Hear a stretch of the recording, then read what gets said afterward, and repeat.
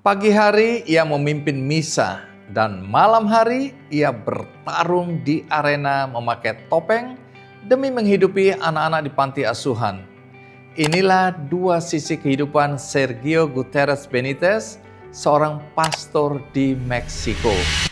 Pada era 1960-an, di sudut kota Meksiko, Sergio hanyalah seorang pemuda yang kehilangan arah dan dia terperosok dalam kegelapan menjadi pecandu ganja, kokain, dan alkohol. Suatu hari di tengah keputusasaannya sebagai pecandu, Sergio melangkah masuk ke sebuah gereja lokal. Ia lalu mengetuk pintu bilik pengakuan dosa, berharap mendapat pertolongan. Namun, pastor di dalam bilik itu dengan ketus berkata, "Ini bukan pusat rehabilitasi," dan melemparkannya kembali ke jalanan. Sambil berdiri di luar gereja dengan hati yang hancur dan terluka, Sergio menyadari ada sesuatu yang kemudian akan mengubah hidupnya kelak.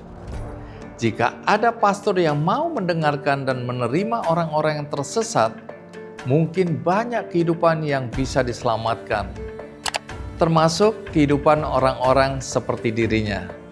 Dan ia pun memutuskan untuk menjadi pastor yang seperti itu. Setelah melalui masa rehabilitasi yang berat, Sergio menempuh pendidikan rohani hingga akhirnya ditahbiskan menjadi pastor pada tahun 1973.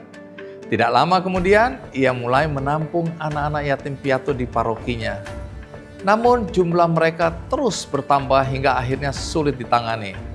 Ia pun mendirikan panti asuhannya sendiri di Texcoco, Meksiko. Sejak muda, Sergio terinspirasi oleh sebuah film fiksi tentang seorang pastor yang menjadi pegulat demi membiayai panti asuhannya. Ketika kebutuhan panti asuhannya semakin besar, ia memutuskan mengikuti jejak tokoh dalam film tersebut dan terjun ke dunia gulat profesional. Di bawah sorot lampu arena gulat, wajah aslinya lenyap di balik topeng kain merah dan kuning. Ia menjelma sebagai Fray Tormenta, yang berarti pastor badai. Sergio menciptakan jurus kunci maut bernama La Confesora atau sang pengaku dosa yang membuat lawan-lawannya menjerit minta ampun. Pengorbanan fisik selama 40 tahun itu berbuah manis. Fray Tormenta berhasil menyelamatkan lebih dari 2.000 anak jalanan. Melalui uang hasil gulatnya, anak-anak terlantar itu bertransformasi menjadi dokter, pengacara, guru, bahkan ada yang meneruskan jejaknya sebagai pastor. Kisah hidupnya yang luar biasa ini akhirnya menarik perhatian dunia hingga menginspirasi karakter King dalam game Taken serta film Hollywood Nacho Libre pada tahun 2006. Kisah Fray Tormenta juga mengingatkan kita pada sebuah pertanyaan yang sering terlupakan. Untuk siapa sebenarnya rumah ibadah dibangun? Banyak orang yang datang ke tempat ibadah bukan karena hidup mereka sudah baik-baik saja, melainkan karena mereka sedang terluka, tersesat, atau mencari harapan. Namun tidak jarang mereka justru menerima tatapan sinis, penolakan, atau bahkan penghakiman. Mereka yang dianggap berbeda, yakni para mantan kriminal, pekerja seks, pecandu, kaum marginal, bahkan mereka yang selama ini dijauhi masyarakat, seringkali merasa tidak memiliki tempat untuk datang dan diterima.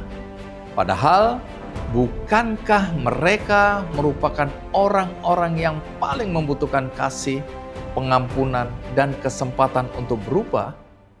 Jika rumah ibadah hanya menjadi tempat yang nyaman bagi mereka yang sudah dianggap baik dan suci, lalu kemana mereka yang sedang berjuang keluar dari kegelapan harus pergi? Mungkin itulah pelajaran terbesar dari Fray Tormenta, sang pastor badai. Tugas kita bukanlah menentukan siapa yang pantas mendapatkan kasih sayang, melainkan menghadirkan kasih sayang itu kepada siapapun yang membutuhkannya. Sebab sering satu sambutan hangat dapat mengubah hidup seseorang jauh lebih besar daripada 1000 penghakiman.